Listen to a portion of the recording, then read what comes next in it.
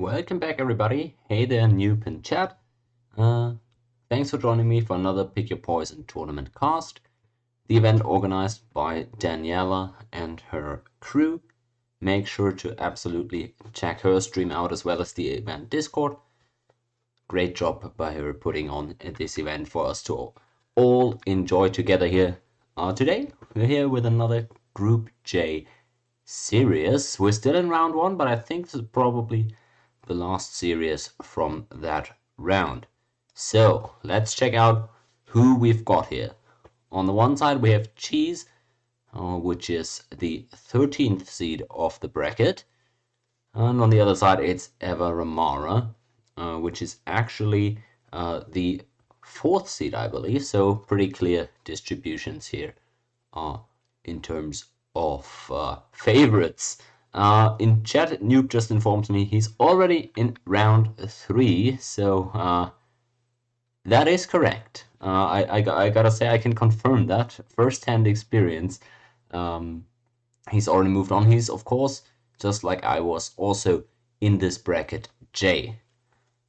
Now, further on in this series, because the winner of this might play against Noob down the line at some point. We don't know that. So maybe that's interesting for him as well. But yeah, as we see, we've got the first map, Arabia here, and it's going to be Persians against Incans, which I'm super jealous of personally.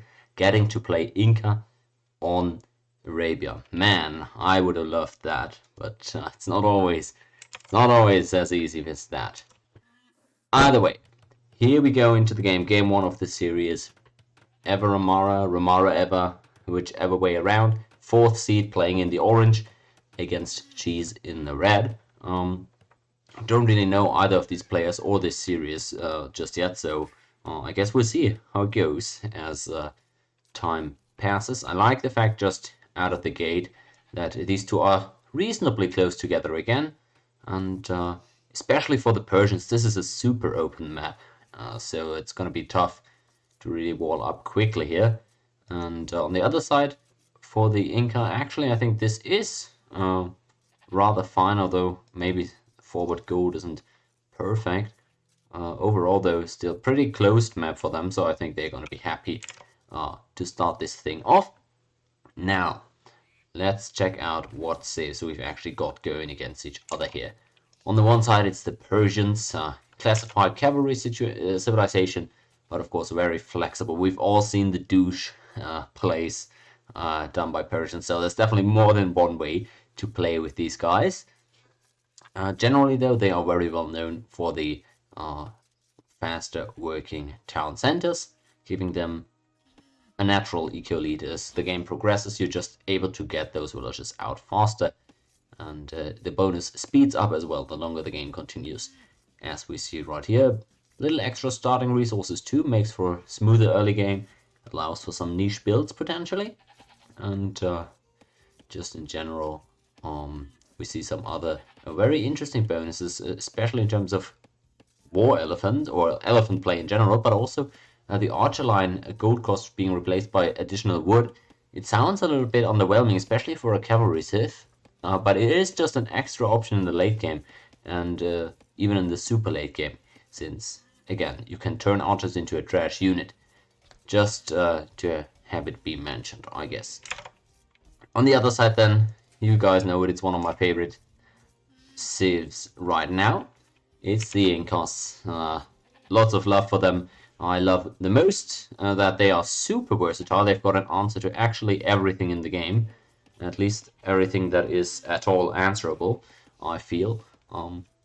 Multiple different avenues that you can go. The major difficulty when playing as the Incans is not losing your villages to board. No. The actual difficulty is figuring out which of your many beautiful options you are supposed to go, reading the enemy's game plan, and being very quick on your own adaptation. You don't have that number one go-to unit at all stages of the game, so you gotta be aware of what the opponent is actually doing. Eagle Warriors in the very late game, or even in the castle age already, if you've got some nice upgrades on them, they can be very punishing there. If they get into the enemy eco, it's oftentimes too late for them to stop. But then again, there's also slingers against infantry civs. There's Kamayuk, really good against cavalry, especially, and fully upgradable arbalests, meaning just a great standard unit that you also have access to. Now, especially since the latest April big patch update, the Inca really skyrocketing there in terms of popularity and performance. The cheaper food costs on those military units really carrying you throughout all stages of the game. The most impactful at the later stages I've found, but also just such a versatile bonus, because again, you can, every unit that costs any food at all, which are pretty much all the units that the Incas want to make, minus the archers here, you can get a discount on with that. So beautiful, absolutely amazing civ. Let's see if Cheese can make me proud here and get the dub with them. Later to Castle Age, or to Feudal Age, excuse me, he seems to be Ever Romara here as the favorite, with maybe a bit of a cleaner build since they didn't lose their villager to the boar. However, they did pick up Loom, I believe, and I don't think that Cheese did the same.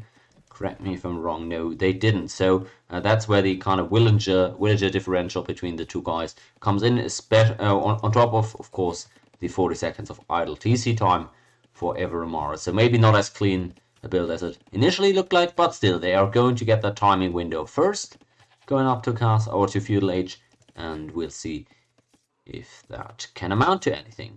So far, let's see if they found their opponent. They have. We saw the scout go forward right there a second ago, so they know where their opponent's at. They found the gold, the berries, the wood line.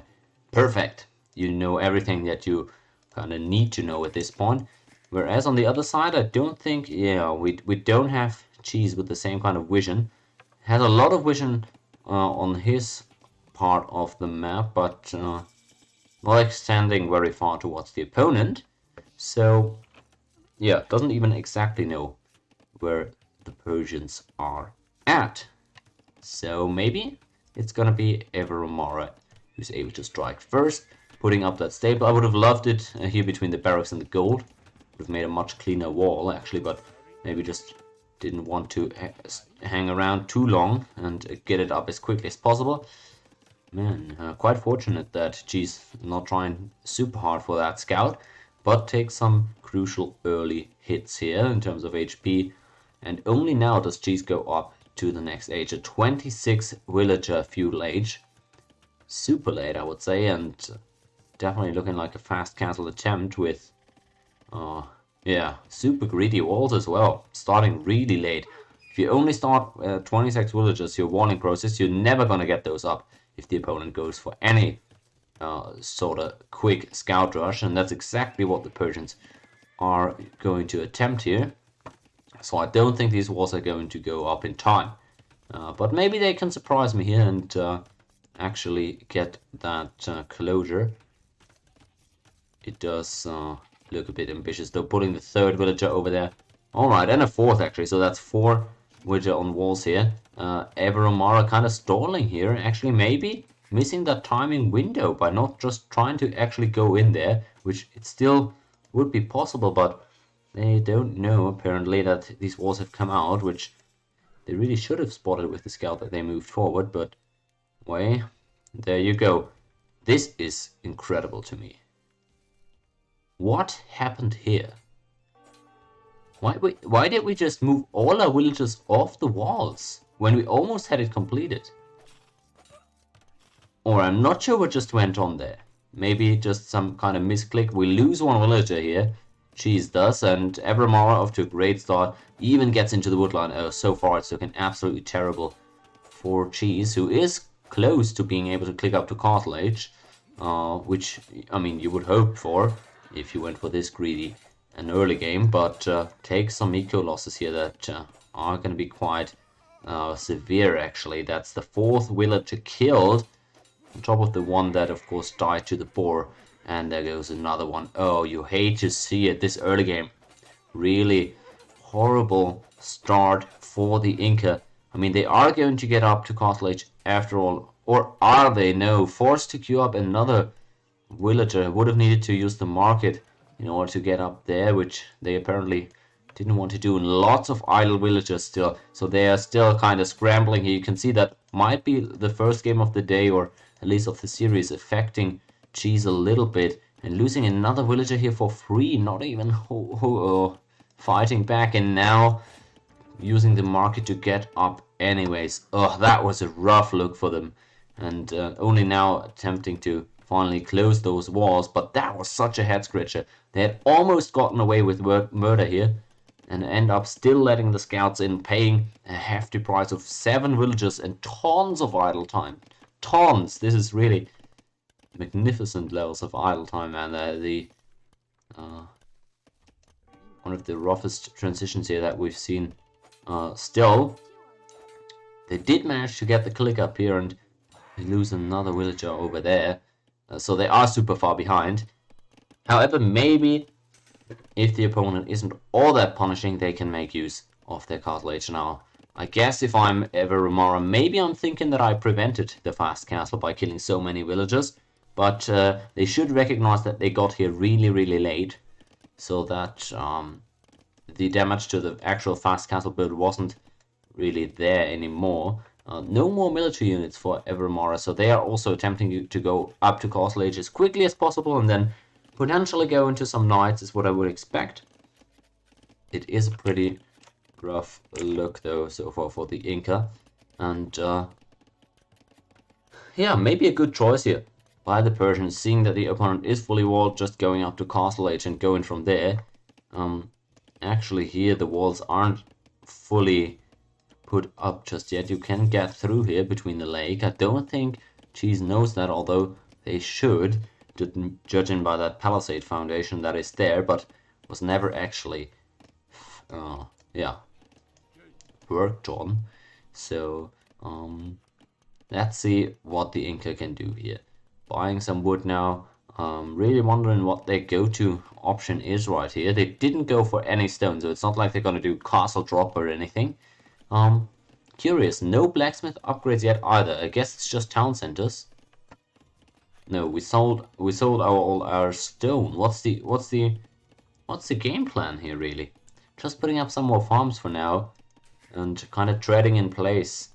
At least the palisade has come in, but there's still the bottom side that should be able to be entered through. So, man, if ever Romara gets in here with some knights, that could end the game. Definitely could. And I'm still wondering a lot as to what Cheese's idea is here. Can't go into more town centers right now. Can't go into castle. Go into stone now. So I guess that is the kind of short-term solution here, and the mid-term plan would be then to drop either castle or town center, but still really, really late then. That early Castle Age really yielded them nothing, apart from at least now they will just have the blacksmith upgrades. If you want to get any of them, that is, you will just get the infantry blacksmith upgrades. So the next time scouts get into your eco, you're going to be able to fight back much easier. It's a rough uphill battle though. Look at this, enemy town center is going to be up much faster than you are even able to dream of creating one. And it's Persian town centers too, so the faster working time with them is also pretty influential. Very conservative wars here for the Persian player. I don't think they need to be this scared of Inca military, but I guess it really looks like Ibaromara wants to get away with not making any military here for a while. I still wonder why you have to war this conservatively though, because, I mean, these forests really do offer themselves to some more liberal warling. Just looks like they want to play it super safe here and kind of go with the lead from there. This mining camp is really costing them. Look at this, they want to put more on gold, but they don't have the space. The walls are not efficient, now being deleted, and the mining camp isn't either. And now some more space being created there, but you can see right there, you really want to leave that one tile gap for the mining camp there, for the more villagers to be able to work on that goal, costing them in efficiency quite a bit. Now moving on with a couple of knights, that is not all that surprising. Now we see 2 town centers coming out for cheese. Remember, Incan buildings cost less stone, so that's why they can go into stone or into town centers rather easily here. They also get a decent amount of farms already with horse collar, so at least it's going to be possible to sustain villager production here for quite a while. Maybe put up another 3-4 farms and you're good to go. So cheese relatively fine here considering the absolute damage that was done to the in the early feudal age, but man, I'd much rather be the Persians in this spot, I can't lie guys. 2 town centers working around the clock, at least I would hope so.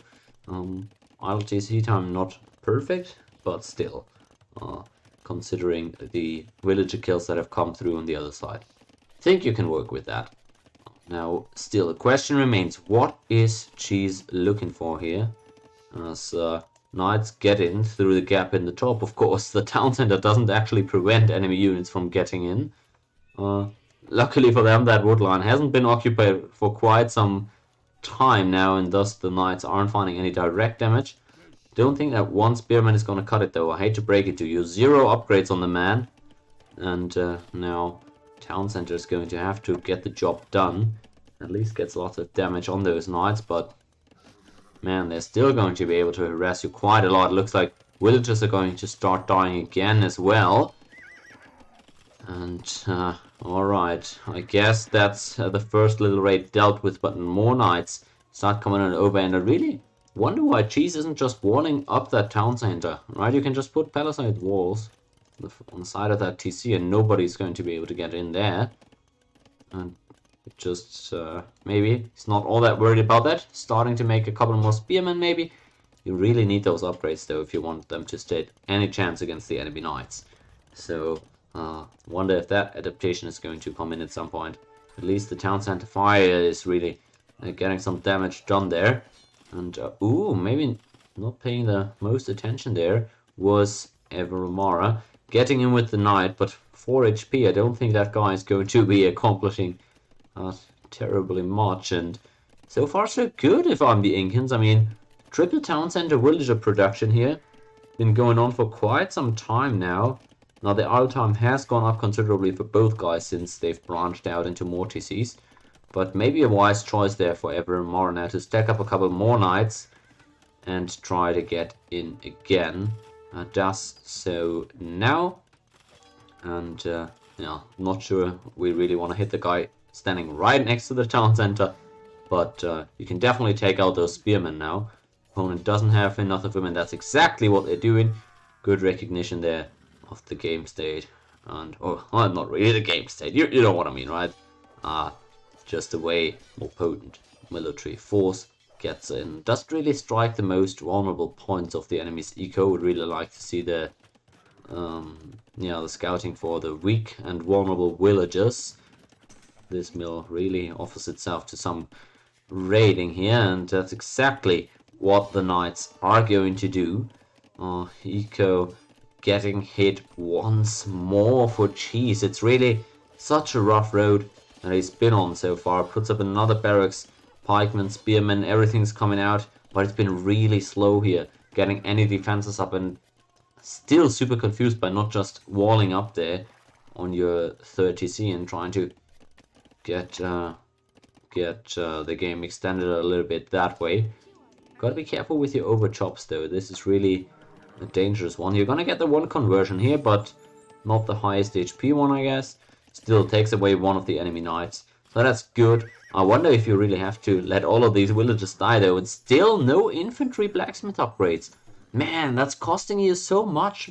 Your pikemen really need those upgrades, and also your villagers would profit so heavily from those infantry upgrades if you're in Castle Age. So again, I know that he's not really working with a lot of rest here, but at this point you definitely have enough in order to do that. 2 knights got in through the wall in the woodline actually, and now the knights are striking yet again. A second conversion came out, it looks like. So another knight went over, but still that is a lot of damage, and the pikemen aren't really responding in time. Complete disarray is what I would describe the state of Cheese's defenses here. And he's really looking rough here in the early game. Finally able to get a castle up. I think he's really looking to try and get into Kamayuk maybe.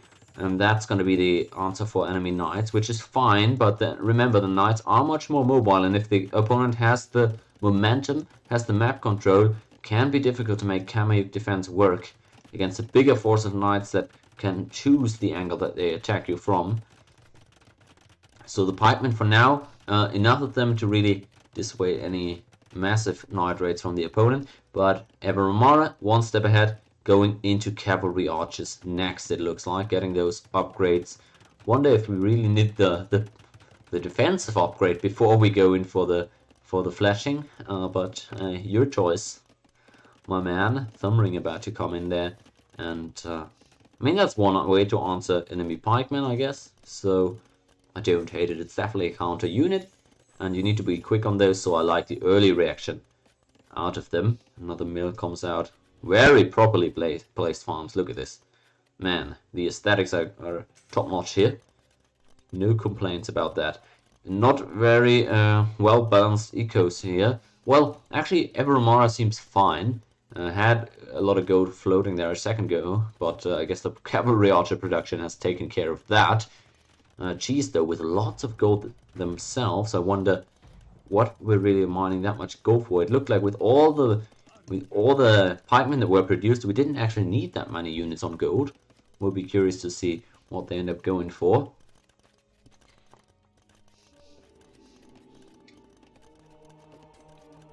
Six monks is really decent, though. Persian coming forward now, trying to drop an aggressive castle. I don't think this is the best timing and place to try and do that, though. Enemy has spotted your villager armada, so now you gotta think quick. If the pikemen come forward, we don't have enough cavalry archers, and you don't even have any attack upgrades on them to really deal with that amount of pikemen. So your villagers are kind of stuck between a rock and a hard place here, so to speak, trying to castle the enemy's extra resources here, secondary gold stone. But you really need a lot more than what you've got here on the offense right now. Man, this is a tricky one. You can't really deal with these pikemen. You don't have ballistics yet. So these cavalry archers are really gonna struggle. You can see there's no damage at all coming through so far. Knights being kind of just thrown in there. Oh, this is a terrible trade for the Persians. And the Incans are rewarded for just going into pikemen only. And they're gonna get a lot of villager kills here potentially. Man, if only there were some upgrades on those pikemen. Some attack upgrades maybe as well. But these are great trades for them. They're really getting back into this game right now. Although still being down 30 villagers. So props to Persia for keeping that villager production up with the 4th town center that's come out. And that castle, I'm not sure if it's going to go up, but I would be really surprised if it did. Even the lions trying to join in on the fun. Man, it's a close affair here, really is. The pikemen are not actually hitting the villagers though, so it's a difficult one. More villagers are being sent forward, but lots of pikemen have already gone down. Oh, I really can't tell if this one is going to go up. I don't think so though. It's so close, 92%. And the pikemen are not hitting the right units. This one is, after all, going to be made. Or is it? Oh, 99! Yes, it's gonna go up. Alright. That was maybe a really crucial one, but I'm not sure Persia can afford to throw away this much in order to just force a castle up. There was lots of kills on cavalry archers, as well as villagers, very crucially, so it was very costly castle to force up. Now what's going to be the response for the Incans? They have the Kamayuks as anticipated, much more infantry upgrades by now, so we appreciate that. Have also started gathering some relics here with the monks, but with the opponent now heavily going to cavalry archers, your monks aren't going to be as effective anymore. Imperial Age seems to be the answer for Cheese. They're really scared, I guess, of the enemy trebuchets that might be coming out soon. The war elephants have come up, but actually I think Kamayuk are some of the best units in the game to deal with war elephants. The cavalry archers complicate the affairs by a lot though. No ballistics still on them, so I think with these types of numbers the Incas are still able to deal with this one. Let's see how much damage these Kamayuk do. Oh, that's a lot. They're absolutely shredding these elephants right now. And I think in these types of numbers, they're also able to take on the enemy cavalry archers. Remora Eber has definitely overstepped on this one, although Kamayuk maybe not in the correct unit stance right now. Taking lots of losses here before actually being able to turn on the cavalry archers. But you see the damage that's being put out here.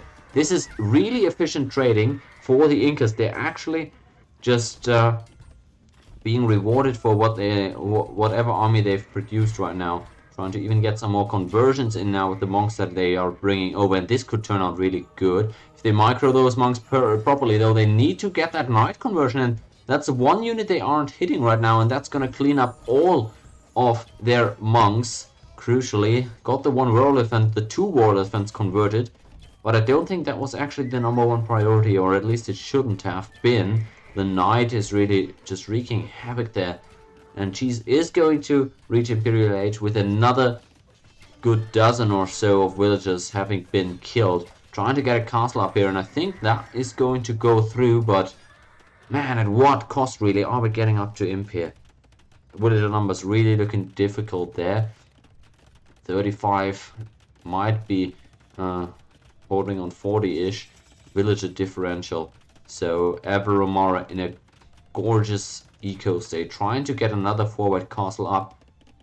I don't think 5 villagers are going to cut it though, my mate. Is it really 5? Maybe they're bringing these 15 additional ones, but man, you need some army there if you really want to force this castle up, and I'm not sure you're going to get that. This is pretty confusing to me. I don't think you need a castle in order to push this. Cheese having hit Imperial Age, starting the full-on trebuchet production. Even the fabric shields coming up, which is such a strong technology, giving most of your infantry units great additional armor numbers. So I think Cheese is going to be pretty happy with that game state. I don't think this enemy castle is going to go up all that soon. The first trebuchets are coming out. You really need to protect them though. Your game hinges on these trebuchets surviving. The monk micro isn't really there, but the Kamayuks are getting another good round of hits in on the enemy cavalry archers. The knights are going to be very problematic though. You need to take care of your trebuchets, man. Oh, loses one of them. I think the other one might survive though, because these Kamayuks are shredding the knights once again. Alright, it's not all terrible for the Incan, but this castle here might be a real issue here in just about a second. Another trebuchet firing from the west here, if you guys didn't see. I think this one could actually work out, but Cheese doesn't think so. That's just way too many cavalry archers for them to handle. They throw out the GG. Man, I'm not sure this wasn't actually playable. They had a lot of resources still floating, and sure, the eco gap was bad, but your opponent was opting into really poor unit trades, I feel. If you're pumping out Kamayuks out of both of your castles, even if this enemy castle goes up in the middle here, you've got a few traps still alive. This castle in the south was almost taken out already. I wonder what the thought process behind this GG was. Because those enemy cav archers, it's Persian cav archers, you can't even get Bracer there. Enemy is still in castle age, and your Kamayuks had been doing a pretty okay-ish job. I don't think... Man, this might have been a bit of a premature GG, I can't lie. And my beloved Incans actually fall in game 1. Not all that surprising. I gotta give Cheese props. They really fought on for a while after that terrible early start that they suffered against such a high seed as well. But ends up being a game 1 loss for Cheese and the Incans. Let's check out what this means. This means we're going to Cheese's home map next, which is going to be Arabia. Let's see if I've got this here. Where would that be? It's going to be Arena, right? Cheese Arena, exactly. Let's check that one out, shall we? Okay, it's Arena, so we've got some time there, definitely. Let's get right into it, though, because I want to see how this series continues. Favorite is up 1-0, but now has to try and close it out on the opponent's home map. Cheese on his arena, playing as the Ethiopians against the Magyars for Everamara. So, yeah, let's see how that goes. I mean, it's, again, obviously not the most common arena matchup, which this is kind of the point of the tournament, isn't it? We'll see some interesting stuff for sure. And it's a must-win situation for the lower seeded Chiefs here. Definitely not what they were envisioning here. Man. But again, since it is their home map, I am expecting them to be a bit more comfortable than their opponents on this one. So let's see if there's a way for them. Now, let's start as always with the Civ trades. Do we got those? Perfect. Magyars for our orange player here. Also a Civ that is really not known for arena, mainly because the early game is so scary. You've got the cost-free upgrades that you get immediately at the start of every age for the infantry and cavalry attack. That is such a massive upgrade to get, because you oftentimes don't get it very early, but having one more attack than any of your opponents is really painful. Those scouts hit that much harder if you go for a scout rush, for example, but of course also does apply to infantry, so you are versatile. On top of that, you have cheaper food cost on your light cavalry line at all stages of the game, so again, just typically making a scout rush that much more appealing, but can of course work later on with light cavalry as well. On a reader, sometimes you like to go contest some relics, having cheaper light cavalry to do that. You're not going to complain about that necessarily. So again, a bonus that is traditionally used a bit different, but might come into play here as well. Then again though, Magyars don't stop at the early game.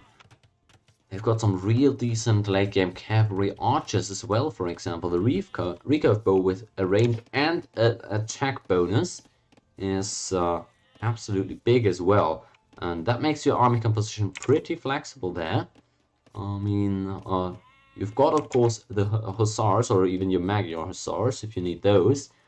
Got the light cavalry line there, and then you also can always go into some knights.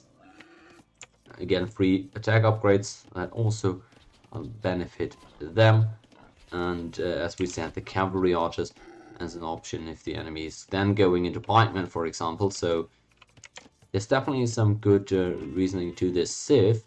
Pretty flexible, and if you get to a late game with those, more often than not you're actually going to be quite happy. Then again, on the other side, it's the Ethiopians. Civ that I'm not as familiar with, at least not compared to the Magyars who are currently housed. So we're seeing the ILTC time for Ever Omara, just like in the previous game, going up a lot early here, and man, that took them quite a bit to get that house up. 1 minute 15 of early ILTC time. But now let's round out the Civ discussion here. For the Ethiopians, they are mainly known for the archers, of course. Faster fire rate gets a lot of extra damage at all stages of the game, of course. So that is kind of your go-to unit. Getting up to the next age, giving you extra rest, makes, of course, your boom a lot smoother. And getting free pikeman upgrades is actually really cool. I didn't even know that. But man, free pikeman upgrade for them means that as soon as you hit castle age, you get all your leftover spearmen turned into pikes, and that can be great against the Civ that is known to go into cavalry, and again a bonus that could really help out when trying to contest for those relics. Alright, for the rest of their bony, oh yes, the team bonus, man, I can't believe I haven't hit that one yet. That's also a nice addition from the latest April big update. You get the outposts with better line of sight as well, but no stone cost, crucially.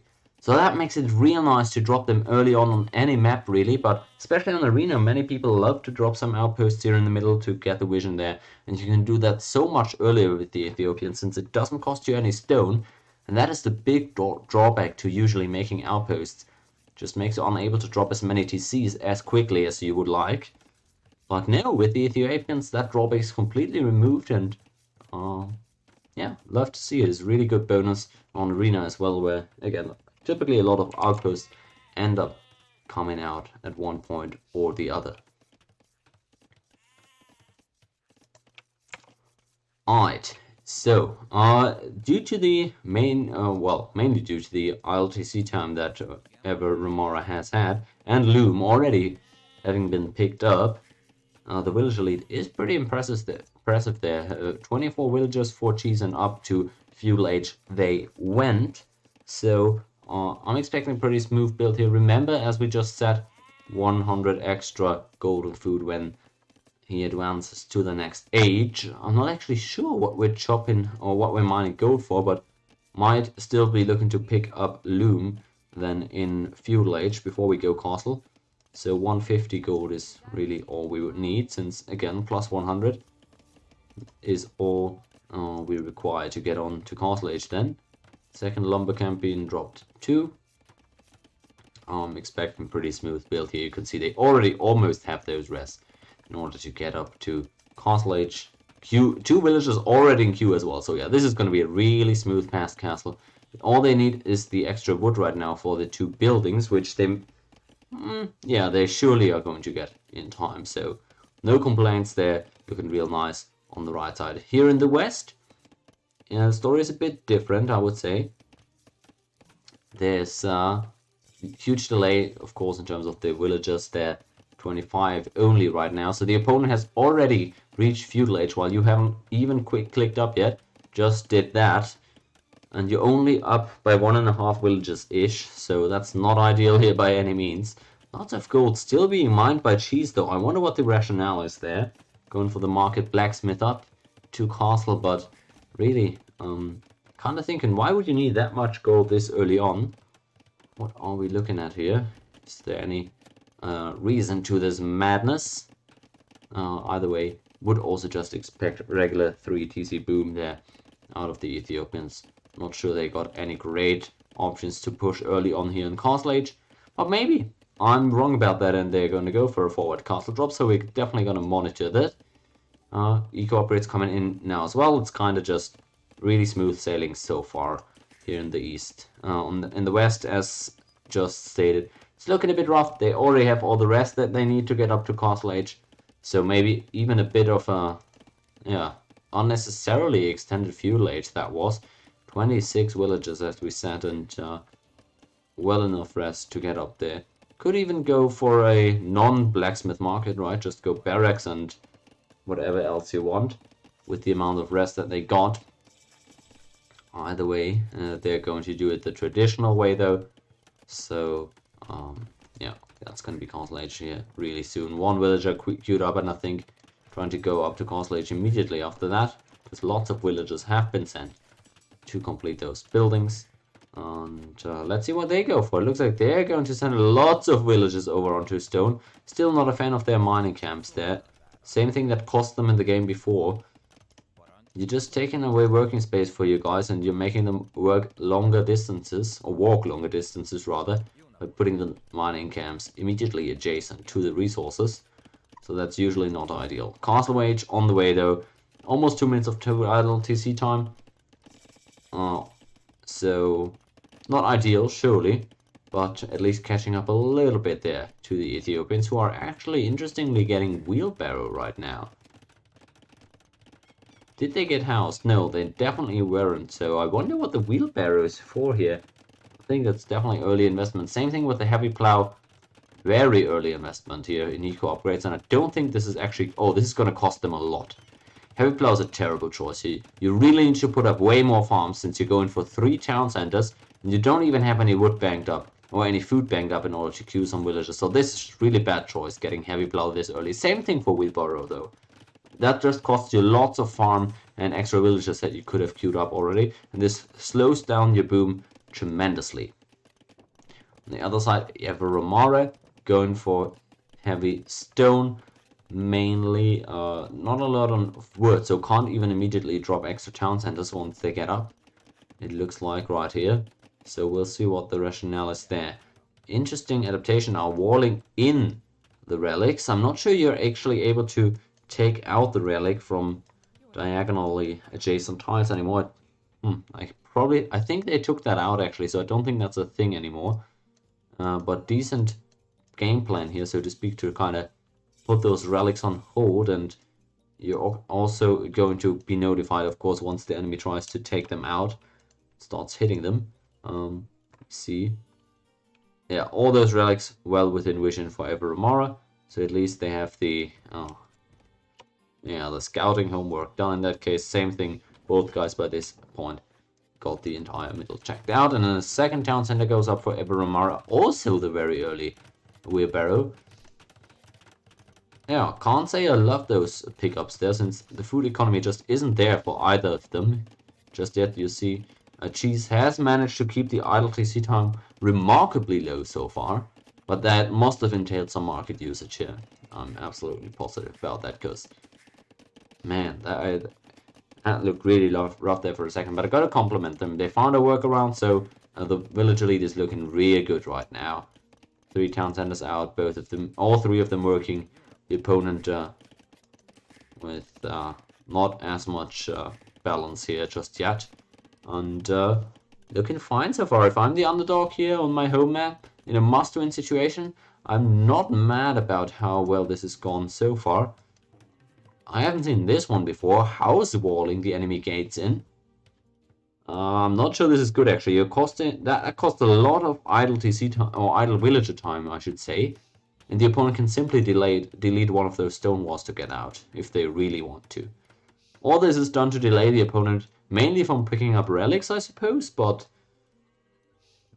is it necessary though? And does it even accomplish anything? It does look funny, I can't lie. This one is even misplaced. It doesn't even cover the gate, so make of that what you will. I love the creativeness though. Let's see how Cheese deals with it. Certainly unusual. Let's see if they think about actually deleting the walls once they try to get out. Finally, barracks coming out here, and relics starting to be picked up by the Magyar player at this point. So at least they're going to be happy with that. That's a little edge that they get for themselves, but with a huge eco differential here. For arena standards, this is really rare, so I would definitely suppose this isn't the most comfortable map for Everamara, despite the fact that they do seem to have a very clear strategy for it in mind. And going with the forward castle drop now, oh, I don't like this. You're showing your opponent the castle that you're dropping here, and you're only starting to build with 2 villagers, so that gives them a lot of time to react. They're still already, or well, they're even already on stone. So by the time this one goes up, they might even actually have the stone ready for another a castle for themselves. Now I'm exaggerating a bit here. Cheese won't actually be able to mine 500 stone in the time this castle goes up. But the main point still stands, right? You don't want to give the opponent such a heads-up warning for it. As Cheese still heavily investing into eco and not seemingly concerned at all with getting military out on the field or contesting for the relics. As a matter of fact, they don't seem to be all that worried about those kind of things. While Magyar still on 2 town centers, it really looks curious here with 2 monks and a few pike boys. I'm a bit surprised that this is not... that this is what the build ended up being like. At least forcing the opponent off a stone is partial success. But Cheese with a better situated eco and lots of room to still escape to. I don't think it's going to be all that worried about it. Monastery of their own maybe was trying to get into some relics themselves eventually, but now this castle of course is top priority to deal with. Gotta make sure you don't get overrun here now, otherwise you're gonna be in a pretty good spot. Looking at the score differential, 1000 or 800 to 1k score up. I think if I'm Cheese here, I'm not panicking yet. This does look rather manageable. Eco gap only continuing to grow, and Imperial Age even in already for Cheese. Pretty fine, right? If you're getting a castle soon, you could definitely be getting those trebuchets out in 3 minutes-ish. And at that point, I don't think Everamara is going to have a great answer for that. Corvinian army picked up. That is the gold costs removed from winged hussars, or from Magyar hussars, excuse me. Don't think that is the greatest unit to go for here out of the gate. But it is one unit, right? I mean, I just wonder why not go regular hussars. or light cat for now. Not sure the winged hussar or the mega hussar is actually that much better in this case. And Everamara now going forward with a couple of more villagers. They don't have the stone for another castle. So what are we actually building here? Oh, I guess we're just mining the enemy stone potentially. The raids start coming out here. Okay, lots of damage actually against villagers. This is a pretty decent raiding unit, it would appear. The attack upgrades certainly helping out that the Megas get for free, and they just bought this stone. Okay, so they really want to press this issue, trying to put up another castle here, man. This could be the breaking point of the game. If this castle doesn't go up, I don't see really a way forward for Everamara. Up goes the castle, or well, the castle is placed, but the enemy crossbows are... Oh, this is terrible news. Oh, this is absolutely horrible. Man, your Mega Hussars are really going to need to work overtime to take out these enemy rams, which they are well equipped to fight, but man, this castle is suffering heavily. It's actually just going to get destroyed before even going up. This is absolutely devastating, and I think at this point, Jesus got this one in the bag. Double the villager numbers up to Imp. Man, this should really be it. You can just buy a castle at this point even, but I mean, you can also just take it slow. It does look like they are attempting to buy the castle though. Man, this was a rough look. Still there are some enemy units in your eco, but don't panic now if you're cheese. Maybe the last game was already quite stressful having those cavalry archers raid your eco and such, but still up 1.4k-ish in terms of score. You don't have that much pressure on you right now, actually. I think you really just want to get going on that castle, and they don't even think... I like the choice as well for a cheese. I think the safer play would just force up a castle, get trebuchets, but they're committing to their capped rams right now. They still have a few left over. They've got 2 workshops, so they're continuously making new rams, and that could suffice trying to take out the enemy castle. It's gotta be a bit scary though, because if there's more hussars in there, which seems to be, for all you know, the flag is kind of a giveaway there. It's going to be a bit difficult to keep the rams alive, so I think the safer way would have been going for those trebuchets. Either way, ram pushes are pretty big investments, and if they work out, they're great. Sometimes they don't though, and that is then a big setback. Still, they haven't really made any more villagers in the last 2-3 minutes or so, interestingly. I don't think you want to stop at 91 villagers, but more have now been queued up, so I like to see that. Looks like the push is commencing, and with the Magyars not really sending anything in the last minute, but also not getting closer to Imp, I think this is a really decent game state for the Ethiopians. Don't want to call it early, but we might be looking at a decider game 3 here if everything goes as expected. Lots of arbalists are still around. Remember, quicker fire rate on those, so the damage output is immense, despite not all the upgrades having come through yet, and it's gonna be siege ram for the Ethiopians. Man, I love to see it. I love to see it. Now, you gotta make sure not to get those sniped by the Magyar Hussars. A single monk, not the greatest unit against arbalists, can't lie. And you really need more hussars here if you want to deal with this push. Really do. Skirmishers as well, but they seem to completely refuse to go into skirmishers. This gold is not necessary. You're not really trying to produce any gold units. At least you shouldn't be. Hussars and skirmishers would be game winning at this point. But Everamara didn't end up going into that, and now they might struggle mightily with taking out those siege rams. They absolutely melt the castle, and so do the arbalists melt the hussars. I think this is going to be a really good push that's going to clean up absolutely everything. Castle is going down here in no time, and the arbalists, look how quick they dispatch of those enemy cavalry archers, and that's going to be a quick push back in the other direction here if I've ever seen one. Man, this has not turned out the way Everamara probably imagined it. 4 relics picked up, nice, but that's kind of all you got out of your early game, and way behind in terms of eco. Now the map pressure has completely gone the other way. Scorpion here is the answer there for the arbalists. Not gonna be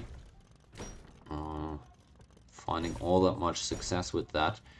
Now it's all defense for the Magyar player here, who's pretty badly housed since that castle, and that happens to me as well oftentimes. Really surprisingly takes away a lot of pop space really quickly. And forward roll the Ethiopian siege rams. Man, that's gonna be a difficult one to stop. All those obelisks. I mean, at this point, you gotta expect the opponent to go into skirmishes or something else, right? I mean, mangonels are also a decent choice. These siege workshops are gonna go down quicker than they went up, though, mate. Not sure that was the location to put them in. And Evermore really scrambling here to find a response for that enemy push. And those production buildings, man, I love them, but they're in the wrong spot. They're just gonna get taken out before they produce any significant amount of units. Still a few Cav able to raid on the forward here, which is pretty good, but don't think it compares to whatever Cheese is now putting onto you and into your base. So it's troubling signs there. Scorpions at least doing some damage to those rams. I mean, you can see it's not really a lot and not quick enough, but I mean, at least they're able to fire from range, am I right? And this is not the answer here. I wonder why Everamara just refuses to make the traditional counter units. Mangonel coming out now, but against Arbalest it's going to be a difficult one. The range on those guys, man, Bracer in now as well. That is 8 range Arbalest firing on rapid fire speed. Just a few spearmen, monks, and a wild array of cavalry units here. 1 knight, 1 hussar, and scout cavalry. I don't think they're going to be turning the tides here, at least. Cavalry against the rams is very effective. However, you need kind of bigger numbers than that if you want to make it work. Town center starting to go down, and this is surely the end of things here. Just too slow on the responses was Eva Ramara. And while they did try to put some pressure, which I like a lot, they're just losing everything at home to their opponent's push here.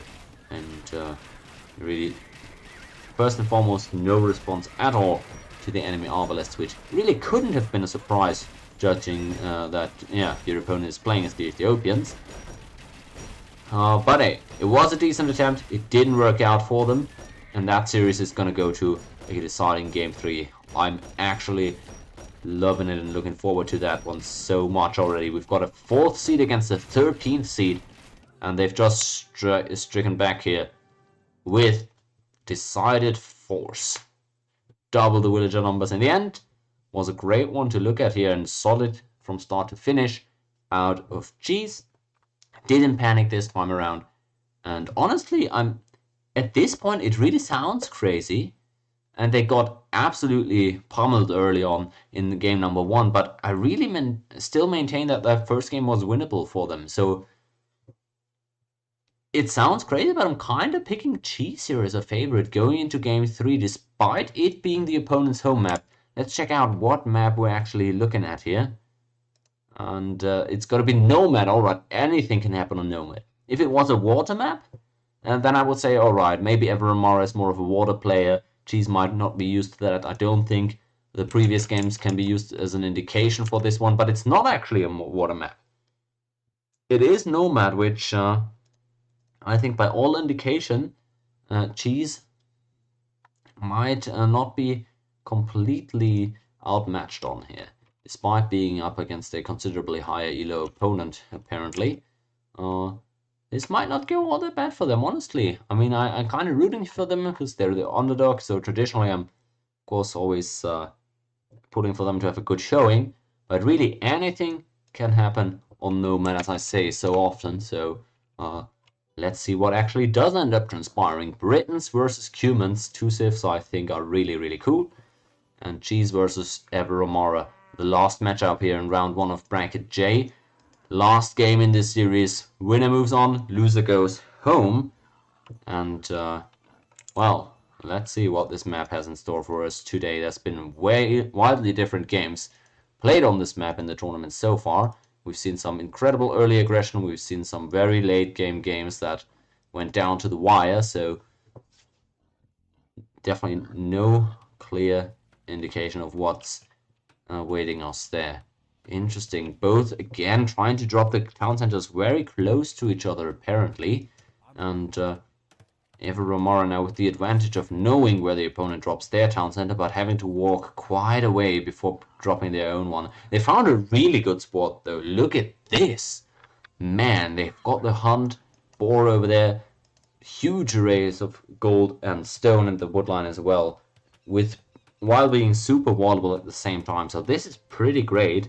I was just wondering why they didn't end up making a dock just down there where their villagers spawned. So that's a bit confusing to me. Cheese on the other side gonna get that dock up really quickly. We've got the shorefish as well there to fish, and another cow. Let's check out their town center spot. Big golden stone as well, although maybe a little bit further away.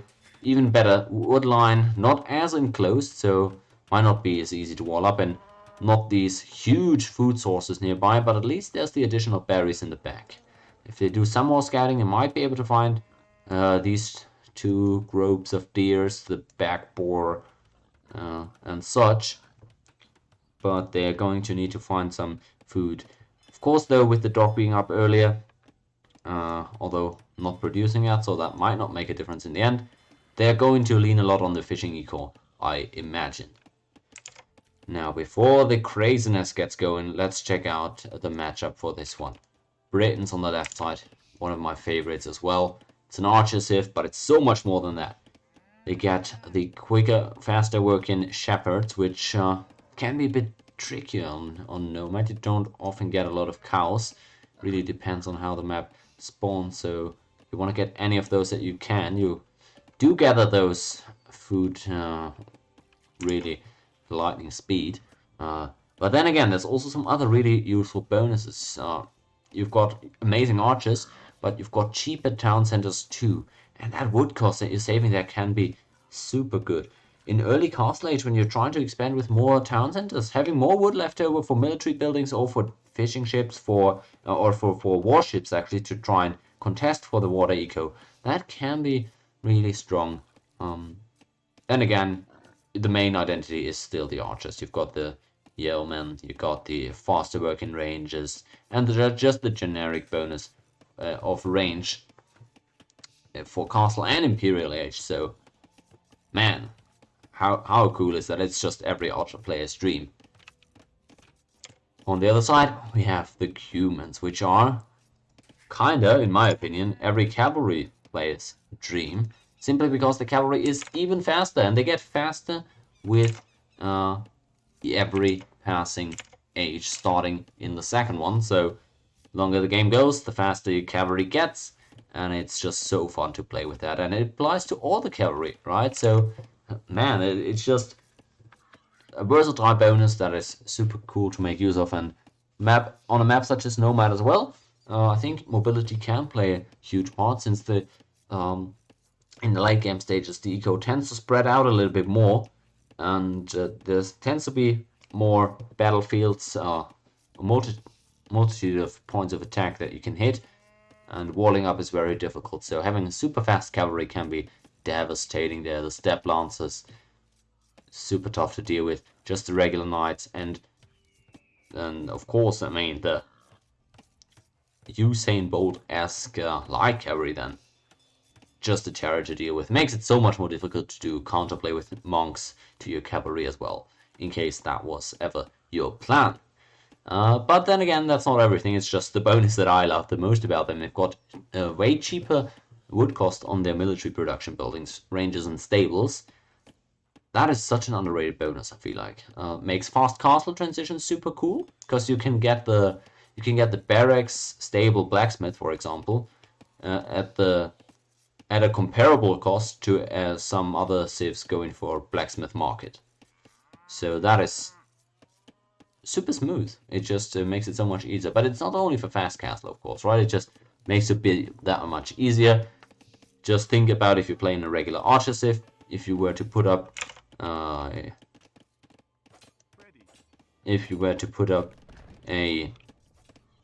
archer range, you just save 75 wood. That's 3 extra archers that you can get out of there, just because. So again, another bonus that is underrated as far as I'm concerned.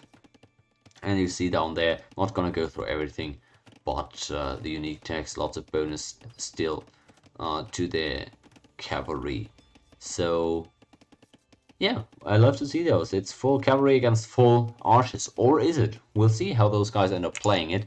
Let's now check out the actual gameplay here. It's a decider. Only one game to stay alive or go out of the tournament. As we expected, lots of reliance here on fishing eco for the Britons, since again they can't really exploit that shepherd bonus too well, and they don't have a lot of variety here in their natural food sources. Deer's still quite far away. Don't think they spotted the boar up north, so can be a bit tricky. Big achievement there by Evermar to wall in those palisades. And if we have a quick look just again at the team bonus for the humans, palisade walls with more HP actually, so that's going to be that much more difficult for Cheese to take out and get back onto their gold. So decent job there, getting in there and doing some quote-unquote damage to the opponent's eco early on. Evermara definitely doesn't want to go out in the first round as the 4th seed, so they gotta put up a strong performance here, and I love their spawn. They only have about half of the enemy numbers of fishing ships though, so we'll see if that might cause some issues down the line. So far, neither player up to feudal age just yet actually, but it looks like Cheese is getting considerably close. No second building even yet for the humans, who are again on quite some more idle town center time, which has been a trend throughout all 3 games of the series here, in the early games at least. So yeah, maybe some unnecessary falling behind in terms of eco as well, though mainly again that is the enemy having more fishing ships, and that is the Britain's town center going up way earlier, if you guys remember from minute 1. So maybe here our underdog in a fine-ish position. Still need to somehow get to access that gold over there. Is really tricky if you're going up there to Castle H and you're trying to get your crossbowmen out, and all of a sudden you realize, man, should have taken care of those palisade walls some time ago, which it appears they might be trying to, although they're not too sure how to go about it. You can also just mine the stone first, right, and get a castle up first and then worry about the gold later, although that can be tricky. Playing against the humans though, I think you should be fine with pikemen for a while, so maybe there is a legit angle to just prioritize stone first, get a castle, force yourself access to the gold once you have that castle. It is to be said though that in terms of resources, there's no more gold on Cheese's half of the map at all.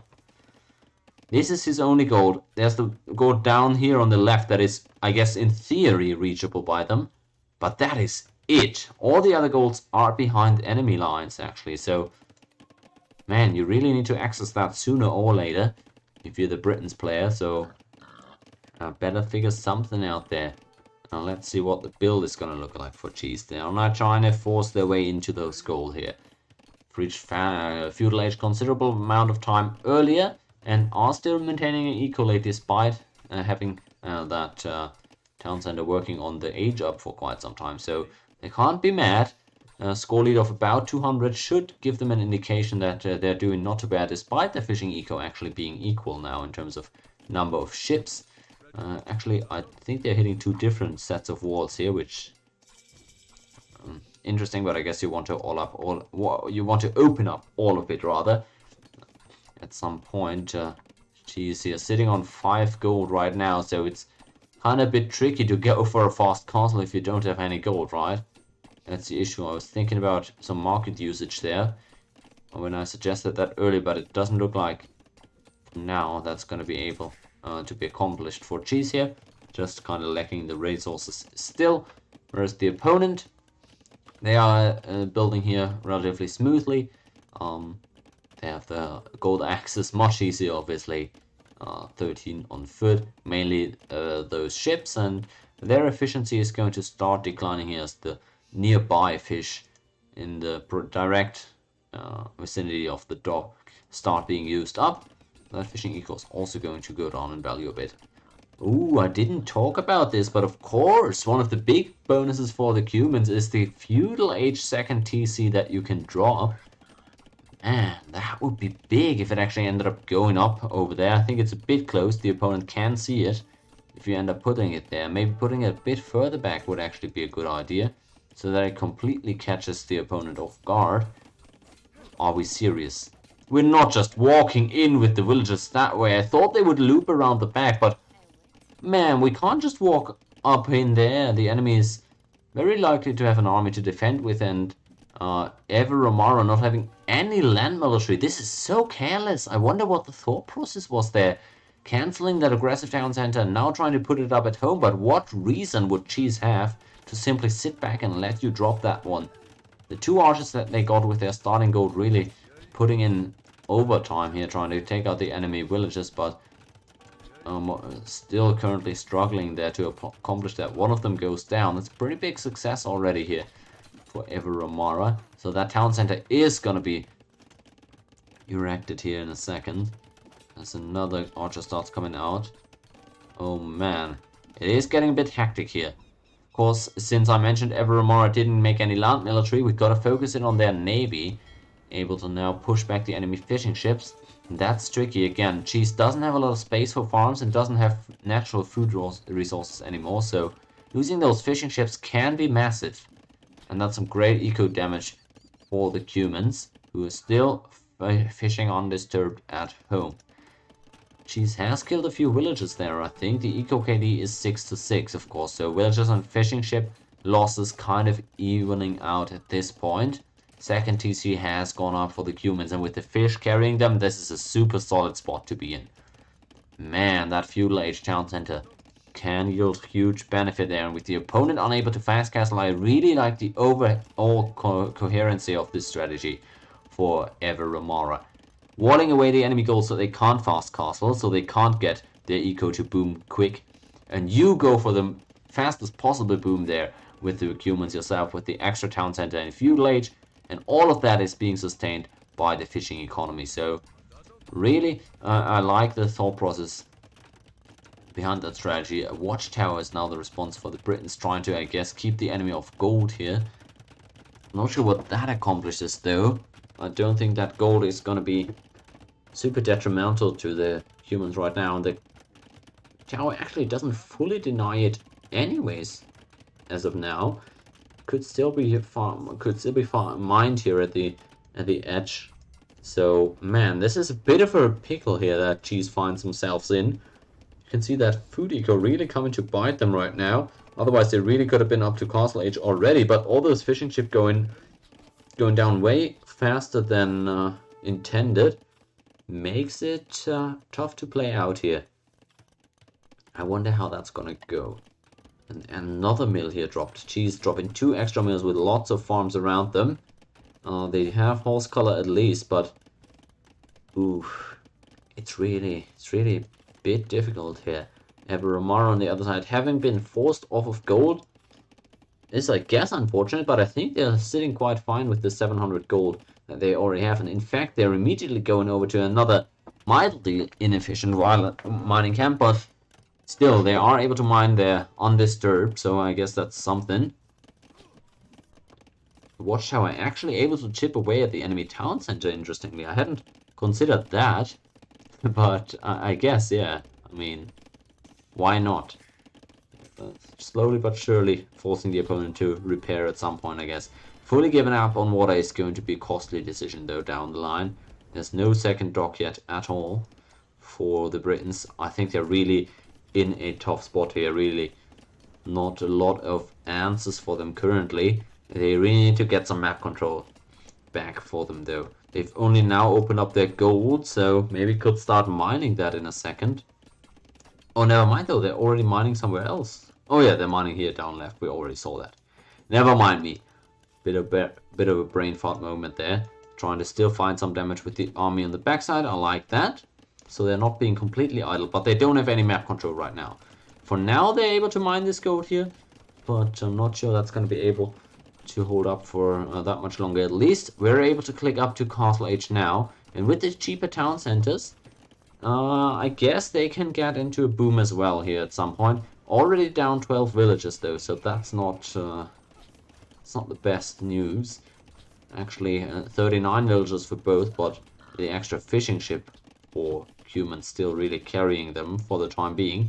Now going into the expected cavalry, I think that's going to be yield great success against the enemy skirmishers and archers, but it is going to delay the castle age by a lot of time and actually going to force them to decide between working keeping the town centers working or making scouts. Actually, I don't think the Cuman's Eco currently does allow for these cavalry adaptations. They went 3 scouts plus the cavalry armor upgrade. That's, off the top of my head, roughly speaking, that's like 7 villages that you can't make now because you're lacking that food. And I don't think this is greatest trade either. Those archers able to take out 1, 2, and possibly even a third. That's a lot of more archers there than I think the Cumans expected. Great trade for cheese here, and I think is going to be able to clean up the enemy skirmishes as well. Alright, our underdog here is definitely not out yet. Up to castle age, crossbow upgrade has come in too. It's getting a bit difficult for the humans. They have the eco lead, but only barely as of now. And this eco balance is really, I have to call it into question, because there's 0 farms. They don't have the food to go into live calf here and try to take out the enemy skirmishes that way. And with the crossbow masses now getting bigger, man, I think live calf are already outdated even. At least Everomara also on the way up to castle age now, but quite late actually. And in terms of eco, it's not that far apart between these two guys. I really think Cheese should prioritize getting some more TCs out now. Lots of food available, or lots of wood available, and greater number of farms. So it's really not that far-fetched that Cheese would just drop 2 or 3 more TCs even and just pump out villages out of all of them. The alternative is of course to smell blood in the water here, which they clearly do, and try to push now, maybe get a castle drop on the opponent, and that could be a viable option for this one as well. Getting lots more villager picks here on the gold while a tower is being forced up by the Cumans. Man, I gotta commend Jesus' ability to find points of punishment in this game, even despite being cut off completely from the water. They've been able to do a lot of damage here, and are eco-wise much better set up here as far as I'm concerned. Mangonel now even coming forward. I don't think that, I mean, that's not typically how you push enemy towers, and down goes the Mangonel. It doesn't, okay. At least able to save that one before it was too late, but I wonder why we're not adding at least 1 more town center. We've got way too many units on food for the army composition that we're going for. If you're going crossbowmen, Mangonel, and a castle drop, we don't need any. Don't need any of this food. But since we dropped all the farms, we don't want to abandon them. I get that. It's especially in low elo a strongly held belief of us. So, bit of an eco imbalance now for Cheese as well. Really, I think town centers would have been a good choice, but clearly just wants to drop a castle on the opponent. Maybe a bit too horny for damage at this point, and the villagers coming forward to take out the Mangonel. That is going to work out, but it's still some idle time there for Everomara, and Cheese with the crossbowmen still available. Needs to be careful not to throw them away. Humans already up to castle age now as well, and if the Mangonels maybe start coming out, that could get Cheese into some trouble. It looks more like cavalry is going to be and remain the answer really for the humans here, and don't see any siege workshops just yet, just more stables. And step lancers as well as knights are tricky to deal with, especially on defense here. So a third TC going up for the humans. It really is a bit too all-in-y for my liking here at from Cheese's point of view. I really think it would have been a much safer play to add a bunch of extra town centers.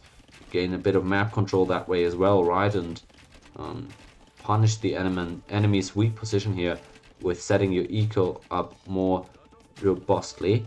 It looks like some free pickings here on the enemy cavalry though. This isn't a horrible trade. I think Remara ever actually jumping the gun here a bit, losing 3 of their cavalry already. Not taking out a lot of crossbowmen, still going to be able to find a few kills here, so that's decent. The Mangoner goes down again before actually being able to do a lot of damage, and finally the crossbowmen also dropping. I wonder where the second army of crossbowmen is.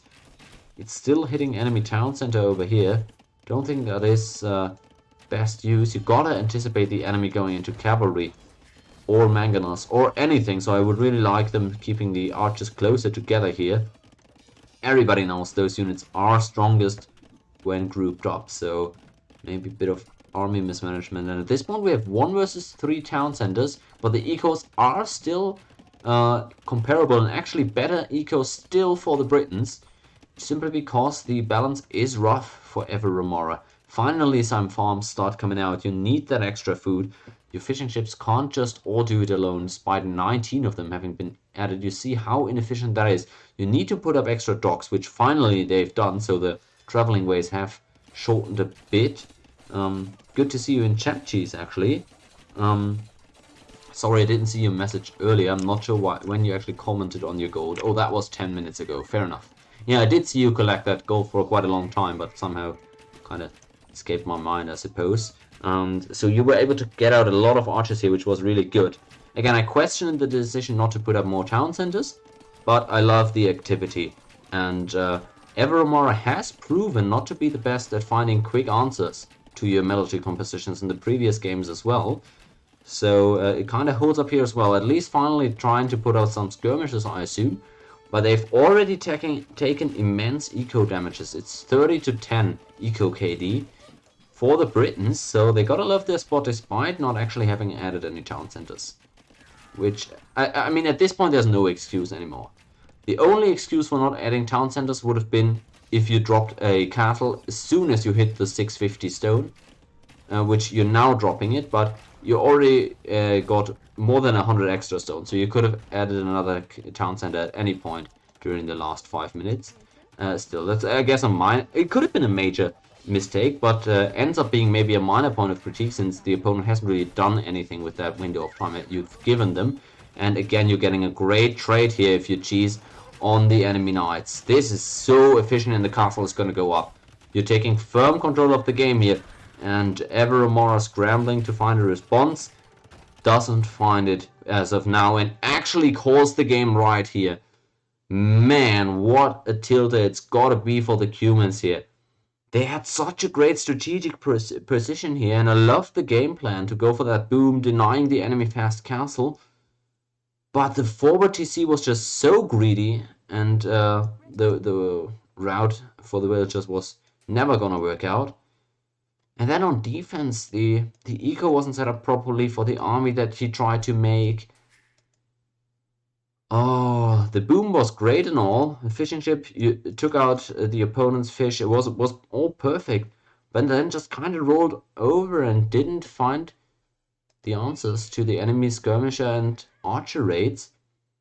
So Cheese, even without any town centers, was able to keep the economies very much alike and won the race to Castle Age, dropped the castle on the opponent finally, and no more response here for Everamora.